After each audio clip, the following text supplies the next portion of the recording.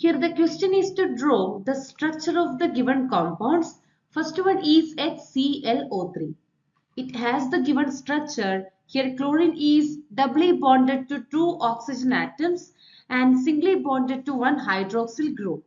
The second one is H2S2O8, which has the given structure. Here sulfur atoms are connected together by SOOS linkage, and each sulfur atoms are connected to one hydroxyl group and two double bonded oxygen atoms. In the B question, we need to provide the reasons for given statements. In the first statement, it is given above 1000 Kelvin temperature, sulfur shows paramagnetism. At high temperature, sulfur atoms can have unpaired electrons in their atomic or molecular orbitals, which leads to the paramagnetic behavior. In its solid form at lower temperature, the sulfur usually exhibits diamagnetism, but the increased thermal energy at higher temperature allows for these unpaired electrons to become more significant in terms of magnetic response. The second one is, although electron gain enthalpy of fluorine is less negative than that of chlorine, yet fluorine is better oxidizing agent than chlorine. The reason for the given statement is the atomic size of fluorine.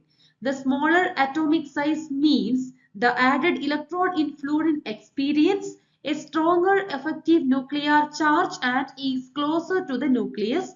It is leading to the higher tendency to attract the electrons despite a less negative electron gain enthalpy.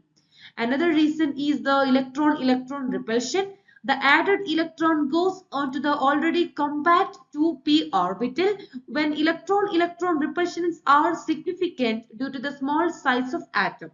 This repulsion makes the addition of an electron less favorable in terms of energy release compared to the chlorine, which has more room in its 3p orbitals. In the OR question, we need to complete the given reactions.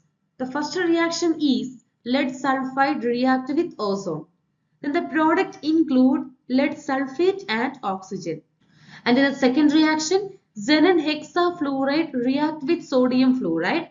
Then they will produce a complex which contains xenon as the central atom, which is surrounded by 7 fluorine atoms, and sodium will be present in the ionization sphere.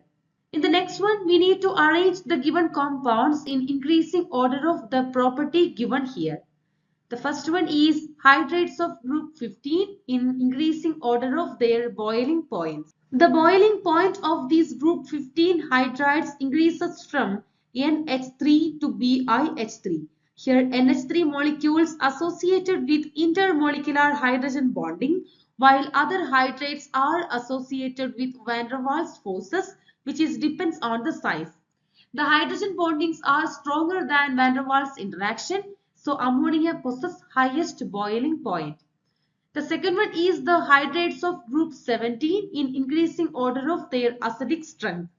Acidic property is the ability to release the H plus ion. In case of group 17 halogen atoms, the size of halogen increases down the group. So iodine will be larger in size, so they will release the H plus ion more easily because the bond between the hydrogen and iodine will be weak. While in case of hydrogen fluoride, the bond is strong because of the smaller size of fluorine. So we can say the acidic property increases from hydrogen fluoride to hydrogen iodide. The last one, the group 16 hydrates to be arranged in their reducing character. Down the group, we know the bond dissociation enthalpy is decreasing because the size is increasing. So this reducing character is increasing from water to tellurium. That is, H2O has the lowest reducing character while H2TE has the highest reducing character.